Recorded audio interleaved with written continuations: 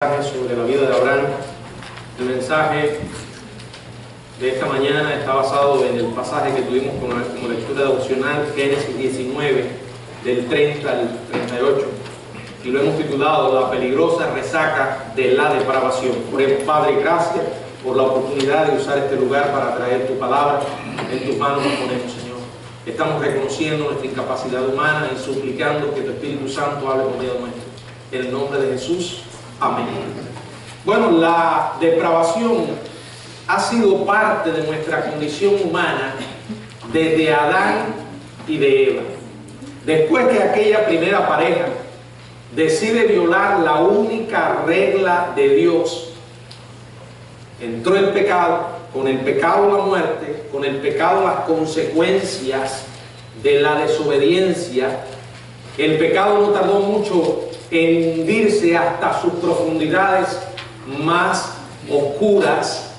Justo en la siguiente generación, un hombre asesina a otro. Es la historia de Caín, que asesina a su hermano Abel. Del paraíso al asesinato, tan solo en una sola generación. El apóstol Pablo explica por qué. En la carta a los Romanos, en el capítulo 5, verso 12, Romanos capítulo 5, verso 12, podemos leer lo siguiente. Dice la Biblia en Romanos capítulo 5, verso 12: por tanto, como el pecado entró en el mundo por un hombre, y por el pecado la muerte, así la muerte pasó a todos los hombres, por cuanto todos pecaron. Y dice el verso 19: porque así como por la desobediencia de un hombre los muchos fueron constituidos pecadores, así también por la obediencia de uno los muchos serán constituidos justos. Hermanos, esto habla del pecado, esto habla de la desobediencia y de la depravación humana como consecuencia de ese pecado. La depravación es un problema universal. Todos luchamos con ese impulso de nuestra naturaleza pecaminosa que nos da tirones hacia abajo. Y si realmente se deja sin supervisión, el mal que está dentro de la humanidad nos haría autodestruirnos. Porque la realidad es que no importa lo que diga la sociedad humana, lo que diga la antropología, la filosofía, la psicología o cualquier otra ideología, el ser humano es malo. ¿Oyó? Jesucristo dijo: vosotros siendo malos. Dice la palabra en Romanos: no hay justo ni aún uno. Tenemos un problema que se llama pecado. Y hago todas estas observaciones porque cuando llegamos a Génesis capítulo 19 necesitamos tener una perspectiva adecuada acerca de la naturaleza humana para poder entender esta experiencia relatada en este pasaje. En este capítulo se describen los acontecimientos que representan las peores cualidades de la humanidad. ¿Escuchó? Y si no tenemos cuidado, podríamos llegar a olvidar que nosotros también compartimos la misma naturaleza depravada de las personas que habitaban esas ciudades condenadas de Sodoma y de Gomorra. Oh, pastor, pero yo no he llegado, no creo que llegue a esa corrupción de esas ciudades. Miren, le voy a ilustrar esto de otra manera. Cuando usted está frente a un charco de lodo, todo lo que está ahí es lodo. Sin embargo, llega alguien y toma, haciendo una acción, un puñado de ese lodo, lo vuelve una pelota de fango y lo lanza contra una propiedad con paredes blancas. El daño que hace ese lodo es mayor, ¿verdad? Salió del charco y manchó. Pero en realidad es tanto lodo el que está en el depósito como el que se proyectó contra la pared. Los seres humanos toman decisiones muchas veces distintas y las consecuencias en algunos casos son mayores, pero no podemos olvidar que en un sentido general todos somos faltos. La Biblia dice que todos somos pecadores.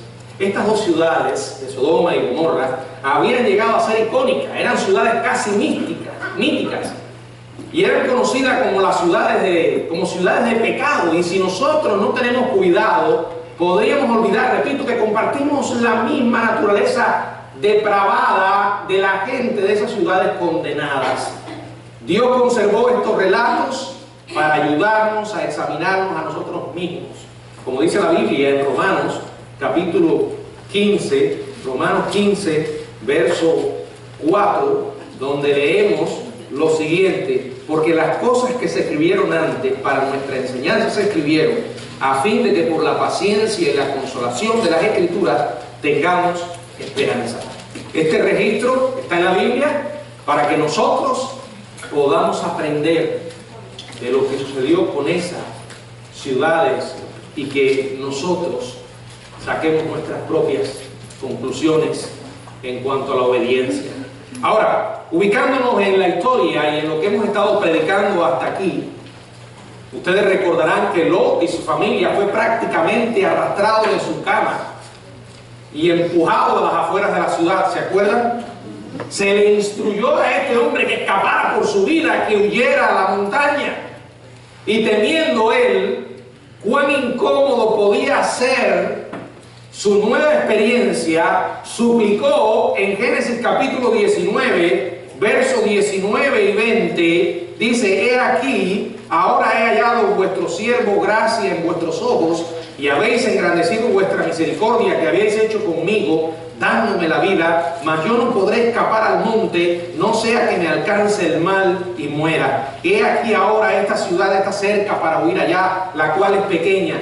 Dejadme escapar ahora allá. ¿No es ella pequeña y salvaré mi vida? Bueno, ustedes saben, nos sorprende como un hombre en una situación como la de Lot, en que su vida estaba amenazada y la vida de su familia, y Dios le dijo: voy a destruir esta ciudad, sal, escapa por tu vida, no mires atrás, que estuviera pensando en quedarse cerca. Ustedes conocen además la historia de su esposa. Tristemente nunca llegó a Zoar, recuerdan, murió en el camino. En un punto del camino demostró que su corazón todavía seguía allí en aquella ciudad, y dice la palabra que miró atrás y se quedó convertida en un pilar de sal. Ellos se refugiaron en ese pequeño pueblo. Lot fue el único que escapó, sus dos hijas, y entonces se refugian en ese pequeño pueblo cerca del extremo suroriental de lo que ahora es el Mar Muerto. Pero las cosas no marcharon bien. Dice el verso 30, quiero que leamos allí: pero Lot subió de Zoar y moró en el monte, y sus dos hijas con él, porque tuvo miedo de quedarse en Zoar. Fíjense, y habitó ¿dónde? El hombre terminó en una cueva con sus dos hijas. Ahora, cuando uno mira todo esto, uno no puede evitar pensar que esta ciudad de Sodoma le hacía algo terrible al cerebro humano, ¿verdad? Distorsionaba de tal manera los pensamientos. Recuerde, los habitantes de Sodoma carecían de la capacidad para razonar adecuadamente. La esposa de Lot se resistía a dejar una ciudad que Dios había considerado una fosa séptica. Lot tomó decisiones raras, como llegar a ofrecer a sus dos hijas para proteger a sus huéspedes, como aferrarse a una ciudad que estaba marcada por la destrucción, como llegar a negociar con los ángeles sobre dónde huir. Y este hombre que decide vivir en una cueva en lugar de ir a buscar a su tío Abraham y pedirle ayuda, ¿qué pasó? ¿Qué ocurrió? Esta manera defectuosa de pensar nos dice que este hombre había adquirido una perspectiva distorsionada de la realidad. Y esa perspectiva torcida no solamente lo afectó a él, sino también a sus dos hijas. Déjenme decirle que esta es una de las historias más trágicas que leemos en la Biblia. Yo siento un profundo dolor cada vez que leo esto. Fue un final triste, vergonzoso. Este incidente involucra a Lot y a sus dos hijas. Y cuando lo estudiamos, yo encuentro en él algunas características de un razonamiento defectuoso, de una manera de pensar equivocada. Y quiero que juntos me acompañen en esta reflexión, porque si de alguna manera vemos que algunos de estos rasgos identifican a nuestra propia familia, creo que es el momento de aplicar los frenos y de hacer algo urgente. ¿Me escuchó? No por ser una historia antigua, en una cultura bien antigua, ha dejado de tener vigencia para nosotros, vigencia práctica, las enseñanzas que podemos descubrir. Primer rasgo de una manera de pensar distorsionada, primer rasgo de una familia al borde del colapso total, es una ausencia de perspectiva divina. Se lo voy a decir en buen cubano. Es sacar a Dios del asunto, totalmente. Pensar de una manera horizontal. Sacar a Dios de nuestra vida y de nuestras decisiones. A eso me refiero. Miren, no sabemos cuánto tiempo Lot y sus hijas vivieron en aquella cueva. Tampoco, o sea, pensamos que es el tiempo suficiente por lo menos para que las hijas perdieran la esperanza de casarse alguna vez. Verso 31, dice la palabra: entonces la mayor dijo a la menor: nuestro padre es viejo, y no queda varón en la tierra que entre a nosotras, conforme a la costumbre de toda la tierra. Observen esta frase, préstenle atención. Dice que entre a nosotras conforme a la costumbre de toda la tierra. ¿Saben qué significa eso? Eso es un eufemismo para referirse, en pocas palabras, a tener relaciones sexuales. Es probable que estas mujeres llegaran a pensar que con la destrucción de Sodoma y de las otras ciudades, o de la otra ciudad, realmente fuera un acontecimiento mundial y que no hubiese quedado ningún sobreviviente. O que tal vez, como lo habían perdido todo, acuérdense que salieron en cero, ya no tenían oportunidades de encontrar alguna vez un matrimonio arreglado con hombres aceptables. Ahora, independientemente del razonamiento que ellas hayan tenido, lo que sí encontramos es una ausencia total de Dios. Omite cualquier consideración de Dios. A ellas no se les ocurrió, ni a Lot tampoco, de pensar que el mismo Dios que les sacó de aquella fosa, que les liberó de una manera milagrosa de la destrucción y que les había ordenado huir, iba a cuidar de ellas, iba a proveer para sus necesidades, en lugar de detenerse y pensar y preguntar: Dios, ¿qué quiere que nosotros hagamos? Estas dos mujeres comenzaron a imaginar cómo resolverían el asunto sus vecinos de Sodoma. ¿Se dan cuenta? Muchas veces sacamos a Dios de nuestra vida, lo sacamos de nuestra familia, y entonces comenzamos a pensar solamente cómo se resuelven los asuntos en la sociedad donde le ha tocado vivir. Y aquí lo encontramos como un ejemplo. Las chicas crecieron caminando al lado de los demás de su comunidad. Cada día se parecían más a ellos, hablaban como ellos, actuaban como ellos. Y aunque fueron rescatadas de esa fosa séptica, las mentes de estas dos mujeres quedaron contaminadas. Primera regla, vuelvo a repetir, una ausencia total de la perspectiva divina. Segundo rasgo, una distorsión del discernimiento moral. La hija mayor de Lot sugiere una solución al problema. Ahora, ¿por qué se le ocurrió esto? Porque para ella eso era natural y razonable. Génesis 19, verso 32 dice: ven, demos a beber vino a nuestro padre, durmamos con él y conservaremos de nuestro padre descendencia. Ahora yo me pregunto, ¿quién sabe cuántas veces o cuántas de sus amigas vivían en hogares donde se practicaba el incesto?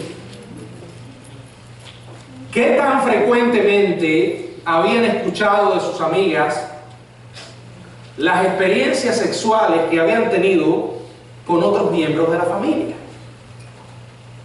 Aparentemente lo suficiente como para que ellas consideraran esa posibilidad y llegaran a pensar que era un comportamiento razonable, normal.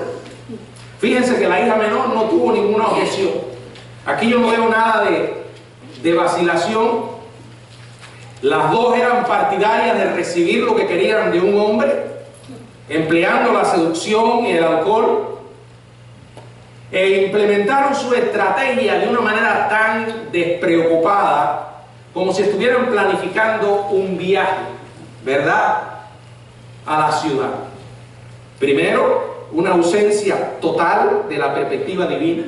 Segundo rasgo, una distorsión del discernimiento moral. Tercer rasgo, un resquebrajamiento de la autoridad paterna. Aquí yo veo a un hombre sin autoridad, más parecido a un mueble que a cualquier otra cosa. ¿Sabe que los muebles usted los mueve de un lugar a otro? ¿Verdad? Me parece realmente inquietante que ninguna de las chicas se vio traspasando un límite trascendental al acostarse con su padre. Ellas querían ser madres, y una madre necesita de un hombre que la embarace, y allí estaba el padre, convenientemente presente. Así que, ¿por qué no? Él no había sido realmente un líder espiritual durante sus años de crecimiento.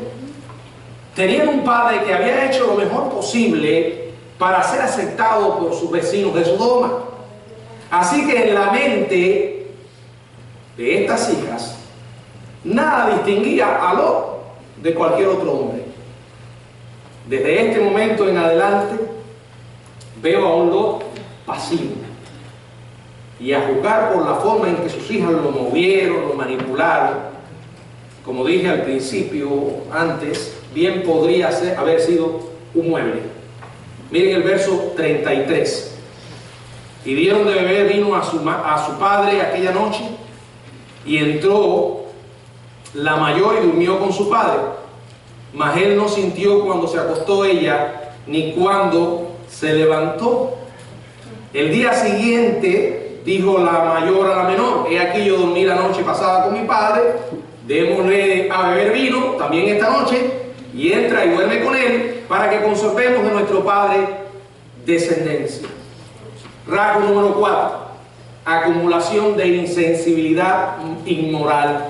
Miren, cuando nuestros hijos son expuestos desde una época bien temprana a la inmoralidad, pueden llegar a perder su sensibilidad espiritual. No solo nuestros hijos, cualquier persona llegan a estar emocionalmente tan endurecidos y espiritualmente distanciados, si son desde muy temprano expuestos al pecado, no logran desarrollar una conciencia con valores. Y aquí tenemos el caso trágico de esta familia. Observen cuán despreocupadamente llevaron a cabo su plan.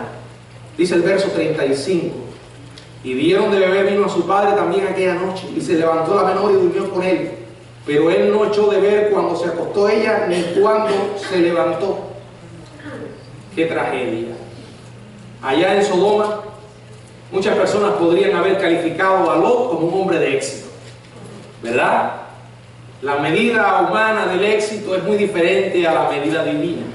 Hoy en día muchos hombres y mujeres son llamados personas de éxito. Pero cuando usted mira sus vidas con la regla divina, no es tal el éxito. Este hombre había alcanzado comodidad, riqueza, propiedades, estabilidad, poder. Llegó a sentarse entre los líderes más prósperos e influyentes de la comunidad y poseía un hogar en la ciudad. Había arreglado los matrimonios de sus hijas y ansiaba tener nietos. Pero a decir verdad, todo este éxito era superficial. El hombre apostó por Sodoma y lo perdió todo. Ahora, ¿cuáles fueron las repercusiones? No hay decisiones sin consecuencias. Usted y yo podemos decidir lo que queramos, pero recuerde esto: podemos escoger qué decisión tomar, pero no es posible escapar de las consecuencias. Observen esto, verso 36. Y las dos hijas de Lot concibieron de su padre. Las dos dieron a luz hijos varones. 9 meses separan ese verso 36 del verso 37. Dice, y dio a luz la mayor un hijo, y llamó su nombre Moab, el cual es padre de los moabitas hasta hoy. Y la menor también dio a luz un hijo, y llamó su nombre Benamí, el cual es padre de los amonitas hasta hoy. Fíjense, pasaron 9 meses que separan el versículo 36 y 37, y no vemos y oímos nada de Lot, como para reflejar la falta de vergüenza de la familia en toda la situación. La narrativa anuncia estos nacimientos como si no fueran distintos de cualquier otro. Fíjense, hasta los nombres de los niños deja ver una actitud descarada. La verdad, no sé cómo se le ocurrió ponerle estos nombres a los muchachos. En la cultura del Medio Oriente, el nombre de una persona tenía un significado. Generalmente con el nombre venía una historia. Una historia. Un nombre era una especie de legado. La hija mayor de Lot le puso a su hijo el nombre. ¿Saben lo que significa? Significa del padre. La hija menor le puso al suyo el nombre Ben-Amí. Significa hijo de mi pariente. ¿Qué piensan de estos nombres para romper el hielo en las conversaciones de aquellos que escuchaban los nombres? ¿Verdad? ¿Escuchaste? ¿Cómo se llaman? Del padre y de mi pariente. ¿Qué pasó ahí? Ahora, después que esta historia termina y la narración de la vida de Abraham continúa, ya no sabemos más nada de Lot. Miren, no sabemos la reacción inmediata que tuvo al pecado de sus hijas, ni tampoco qué pensó acerca de sus hijos nietos. No sabemos cómo, dónde y cuándo murió. No sabemos si alguna vez se llegó a comunicar con Abraham, ni cuánto tiempo su tío supuso que se había perdido con Sodoma. La historia, ¿qué hace? Se esfuma, se desvanece. Su vida sería realmente irrelevante si no fuera por los nombres de Moab y Benamí, que llegaron a ser patriarcas de 2 naciones, los moabitas y los amonitas. ¿Saben ustedes quiénes fueron estas 2 naciones? Bueno, estas naciones fueron enemigas despiadadas de Israel durante el éxodo y la conquista de la tierra prometida. Estas naciones siguieron asediando a Israel en el periodo de los jueces. Brevemente fueron silenciados Moab y Amón durante los reinados de David y de Salomón. Pero cuando la guerra civil divide la nación, estos enemigos vuelven a resurgir. ¿Y ahora qué? ¿Qué podemos aprender de esta triste historia? De la desintegración de esta familia, de las repercusiones posteriores. Mi advertencia es esta: tenga cuidado con la resaca. Bueno, si hay alguien aquí que sabe de natación o de surfeo en el océano, creo que tiene historias que contar de ese tirón que a veces se experimenta hacia abajo. Es un tirón silencioso, es el tirón de la corriente de la resaca. Los oficiales de las playas a veces colocan anuncios con letras rojas que dicen: cuidado, resaca peligrosa, porque son corrientes que realmente no se pueden ver. Los nadadores no están conscientes de ella hasta que son alejados demasiado de la playa y están en peligro inminente de ahogarse. Bueno, vivimos en una cultura, en una sociedad que tiene una peligrosa resaca moral. Y quiero decirle, amado hermano, si no estamos conscientes de ellas, la inmoralidad puede arrastrarnos. La pregunta es: ¿cómo puedo ayudar a protegerme y a proteger a mi familia contra esa peligrosa resaca de depravación? ¿Qué puedo hacer para no repetir una historia similar a la del otro? Bueno, hay varias cosas. Quiero dejarles 4 recomendaciones. Número 1, reconozca que nadie es inmune a los peligros. Lot se trasladó a Sodoma, ya sea que lo haya hecho de una manera inconsciente de los peligros, o quizás pensando: yo voy a soportar, mi familia y yo vamos a soportar la presión, no nos vamos a conformar. Alguien diría: oye, el cristianismo se prueba en medio de la adversidad. No importa que esté rodeado de basura, yo no me voy a manchar, yo voy a permanecer blanquito, santo, puro. Cuidado, porque cuando te metes en un basurero, aunque no toques la basura, el hedor te lo llevas. Siempre hay consecuencias. Según Pedro, dice allí en la segunda carta de Pedro, capítulo 2, verso 7, quiero que leamos lo que la palabra de Dios nos dice. Segunda de Pedro, capítulo 2, verso 7, dice la Biblia: y libró al justo Lot, abrumado por la nefanda conducta de los malvados. Él no participó de los pecados de Sodoma de manera personal, eso es cierto. Y es más, asombrosamente logró que sus hijas permanecieran vírgenes en medio de una ciudad inmoral. Acuérdense que cuando llegó a ofrecer sus hijas, les dijo a aquellos depravados: tengo 2 hijas vírgenes. Claro, yo no creo que haya sido en gran medida la educación de Lot. Pienso que, como ustedes saben, los hombres de la ciudad tenían otros intereses. Aún así, la influencia de la cultura arrastró a Lot hacia abajo junto con su familia. Con el tiempo, los años de exposición al mal tuvieron un gran efecto en su familia. Hermano querido, nadie es inmune. Usted que está aquí hoy domingo por la mañana, usted que tal vez es un líder de la iglesia, usted que tiene una fuerte herencia cristiana, incluso usted que está involucrado en el ministerio, usted no es inmune. Su familia no es inmune. La corriente peligrosa de la resaca lo puede arrastrar. Y debemos comenzar diciendo: soy vulnerable. Soy vulnerable, Señor, te necesito en mi vida, en mi familia. Necesito depender de ti. Segundo principio: preste atención a las indicaciones breves. Esté muy alerta ante la tolerancia de lo profano y lo vulgar. Saque de su mente la racionalización o justificación de lo malo. Todo el mundo lo hace. Esto no tiene nada de malo. ¿Que no? Cuidado. Elige sabiamente lo que vas a ver.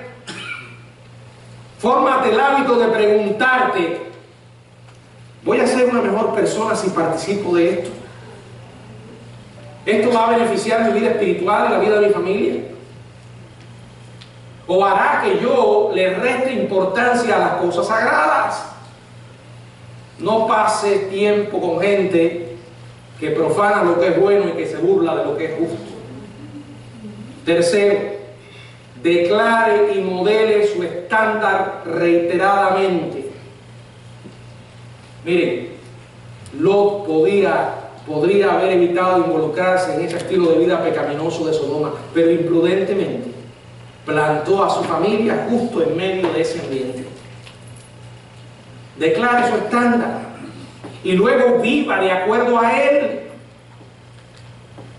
Piense cuán frecuentemente y por cuánto tiempo están expuestos sus hijos a influencias inmorales.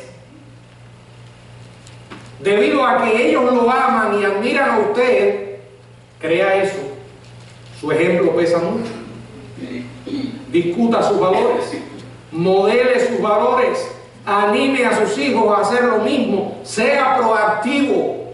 Es esencial ser proactivo en este mundo actual. Dígale a su familia lo que usted cree y por qué lo cree. Enséñele que usted lo cree porque está en la palabra de Dios. Y la Biblia es nuestra regla de autoridad moral. Número 4, protéjase contra la pasividad. Si usted quiere vivir la dulce vida, no tenga hijos. ¿Me escuchó? Y cuando digo dulce vida, entre comillas, la vida tranquila, pasiva, que no le importa que el mundo se esté cayendo a pedazos a su alrededor. Si quiere vivir en las nubes, no tenga hijos. Va a lograr vivir en las nubes. Lo que no le garantizo es que tendrá un buen aterrizaje. Porque los hijos nos ayudan a despertar a la realidad. No puede ser usted un buen padre y ser un padre pasivo. El padre pasivo tiene que involucrarse en la vida de sus hijos, en los problemas de su familia. No, yo me casé con una gran mujer, una mujer de carácter, y aunque no se lo digo a nadie, en mi casa, la que lleva los pantalones es ella. Ay, eso es un gran problema. Una casa donde la mujer es la que lleva los pantalones está condenada al desastre. Así no funciona la cosa. Usted tiene que saber lo que está pasando en su casa. Tiene que conocer lo que ocurre. Tiene que saber lo que pasa con sus hijos. ¿Quiénes son sus amigos?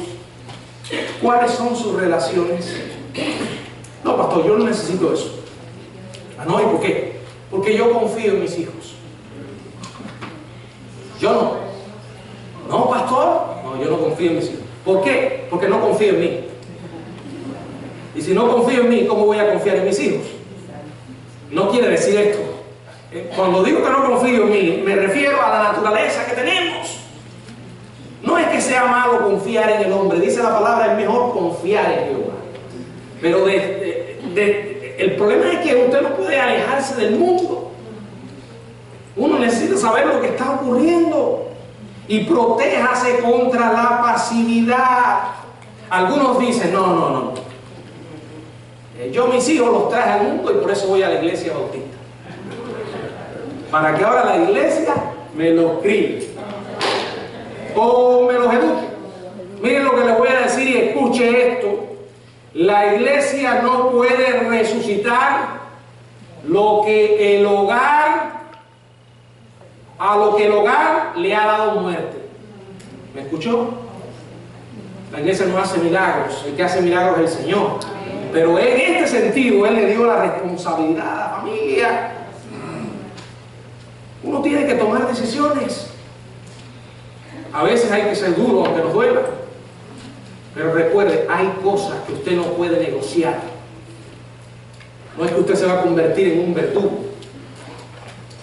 Tenemos que tener gracia, amor, pero también firmeza. Y cuando hay que ser firme, hay que ser firme.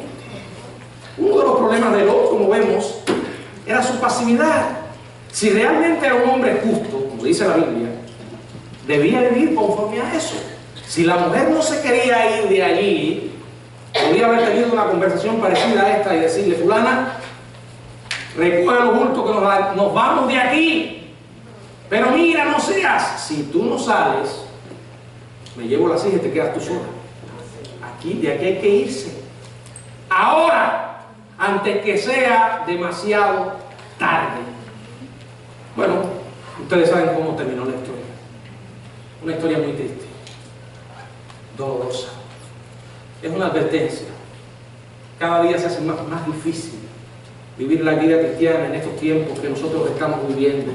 ¿Verdad que sí? Es bien difícil. Estos tiempos no son como los nuestros. Bueno, pastor, pero el hombre es el mismo. Sí, el hombre es el mismo. El hombre es tan pecador hoy como lo fue en el pasado y lo será mañana. Pero honestamente, respóndame esta pregunta. ¿Se acerca en algo su generación? Y si es una persona ya bastante mayor, ¿se acerca en algo su generación a la generación de hoy? Sí, el hombre es el mismo, pero las tentaciones no son las mismas. Un ejemplo muy simple que usted lo conoce. Bueno, cuando llegué a los Estados Unidos esto no era un problema. No, hace unos 11 años atrás, los celulares, ustedes saben cómo es. El problema era la computadora. Bueno, la computadora si tú la pones en un lugar visible también, pero en una cuestión de años, uno anda con una computadora en el bolsillo, ¿verdad? Cuando usted nació, probablemente, si está cerca de mi edad, no sabía ni lo que era una computadora, y mucho menos lo que era internet. Hoy en día ya nuestros hijos, cuando tienen 15, 16 años, o antes, ya quieren tener un celular. Y algunos padres somos irresponsables, ¿verdad? Y pensamos, bueno, yo no quiero que mis hijos pasen los trabajos que yo pasé, que tengan su celular. Son tiempos duros. Y si usted es un tipo de padre que vive en las nubes, irresponsable, va a recoger un desastre. Ningún hijo viene con un manual debajo del brazo. La responsabilidad del liderazgo en el hogar es difícil. Por eso uno tiene que depender de Dios y asumir el papel al que Dios nos ha llamado. Si después de hacer todo lo humanamente posible, todavía las cosas fallaron, nos queda la paz de que hicimos lo que pudimos hacer. El único que puede cambiar los corazones es Dios, pero nosotros tenemos que hacer la parte que nos toca. Ojalá, hermanos, que nosotros podamos vivir alertas y con una actitud responsable. Ahora, quiero hablarles a aquellos que están aquí en esta tarde y que aún no conocen a Jesús. Miren, si Dios no es para usted una persona real, si Jesucristo no es su Señor y Salvador, usted no va a creer en la Biblia. Si usted no cree en la Biblia, tiene un gran problema. Y usted me dirá, ¿cuál? ¿Quién determina entonces lo que es correcto e incorrecto? No, yo como padre, según los valores que me criaron, miren, todos esos valores tienen un origen que si usted los busca, se acercan a la fe de alguna manera. Pero si usted saca a Dios de su vida, si usted saca a la Biblia, o no está la Biblia, no está Dios, está viviendo en una sociedad llena de relativismo, donde todo es relativo, y donde el que determina lo que es bueno o lo que es malo soy yo. Y ahí hay un problema con eso. El primer paso es que usted verdaderamente se vuelva a Dios y le entregue a Jesucristo su corazón. Reconozca que es un pecador. Todos lo somos. Y Cristo murió en la cruz por nuestros pecados. Solo por Él y por medio de Él uno puede vivir una vida diferente, yendo a su palabra, creyendo que es el libro de Dios, que no importa que los tiempos cambien, el mensaje es el mismo. Ahí usted tendrá una regla que determina lo que es correcto e incorrecto. Y créame, en este sentido, la Biblia es clara. ¿Conoces a Jesús? Si aún no lo conoces, habla con Él, pídele perdón por tus pecados y recíbelo por la fe. Solo así tendrás una sólida base en la cual edificar tu vida y la vida de tu familia. En cualquier otra cosa que la edifiques, estarás construyendo sobre la arena. Deja que Jesucristo cambie tu vida y Él cambiará tu familia y se encargará de darte la luz para que pueda ser una persona conforme a su corazón. Que el Señor nos bendiga.